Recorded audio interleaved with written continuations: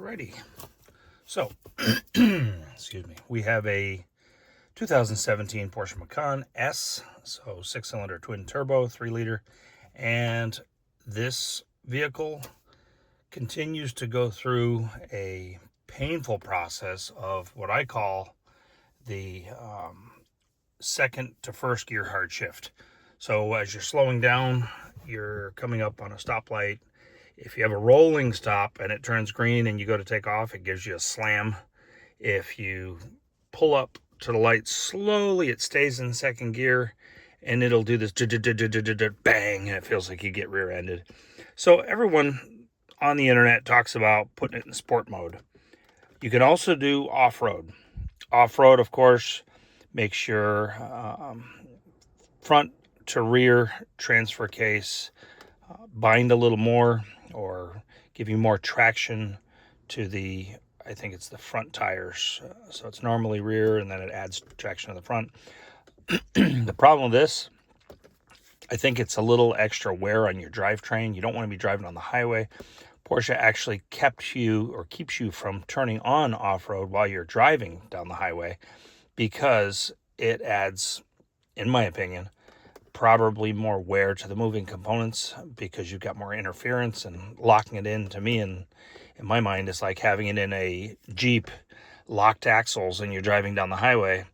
Turning corners would put extremely high amounts of stress on the extremities, like your possibly CV shafts and things like that out at the end, wheel bearings. I don't know. Anyway, this seems like a bad idea just because of mechanical interference. Sport is a pretty good option. Problem is, if you forget to press sport, you're driving for whatever reason. And by the way, let me just mention, I've replaced the transmission. I've replaced the transfer case. Transfer case is new. Transmission came out of a good running car with no issues. The car was wrecked, but same exact problem.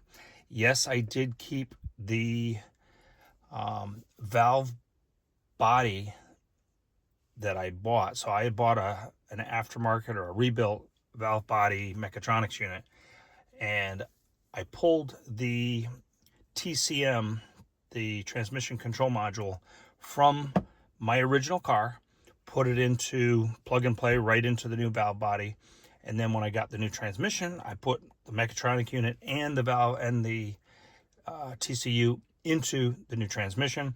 So unless I have a bad TCU, the problem is somewhere else in the vehicle, and I don't know what it is.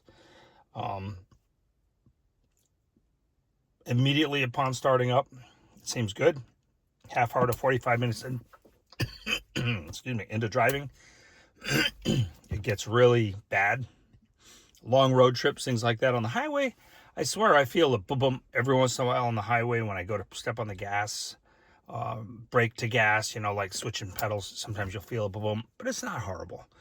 The thing that I'm dealing with is, if you drive it in non-sport mode and you pull into a parking space and then you go to back up while the car's still hot, it'll give you this reverse gear fault, and sometimes it'll lock up. Sometimes I'll get a engine power reduction drivable, I forget what it's called, but it goes into, like, I call it lazy mode or sleep mode, limp mode, not lymph node.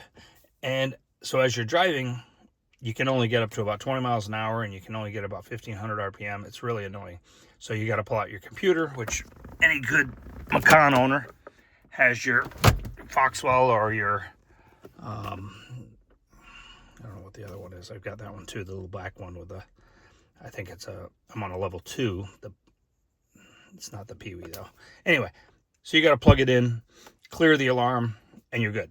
But if you're in sport mode, I've been driving this for about 10,000 miles with this issue, and I just naturally get in and hit the sport mode. It works pretty good. Every once in a while, you get a little bump as you're coming down to a stop. Gas mileage, I don't see a noticeable difference. I'm between 19 and 20 miles per gallon. and I drive a lot of highway miles anyway. It's just the most annoying thing, and this is the best way to explain it. If my kid borrows my car, my wife borrows my car, my friend borrows my car, whoever, whatever, if I don't tell them, hit the sport button when you go to drive. And oh, if you shut the car off and you turn it back on, hit the sport button, because if you don't and you back up, you're going to get an alarm and it's going to jam up. And then I got to walk you through plugging in my computer. Are you kidding me?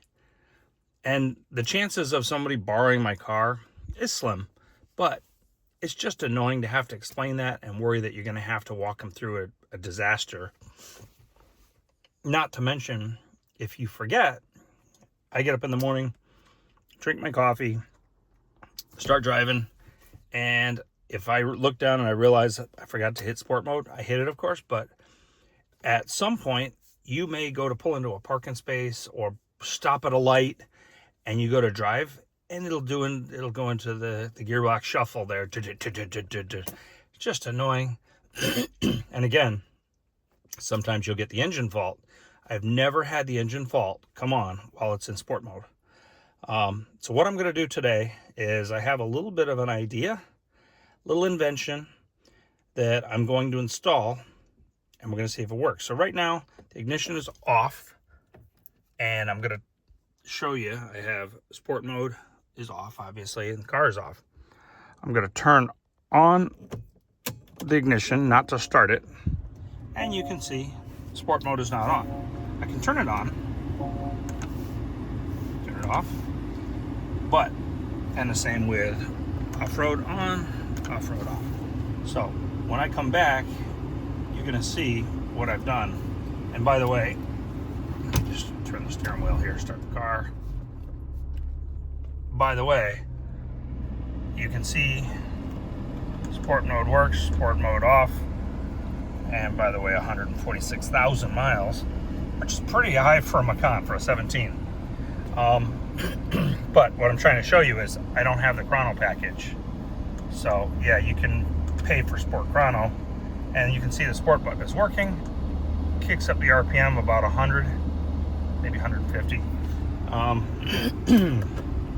I'll be back. Thanks.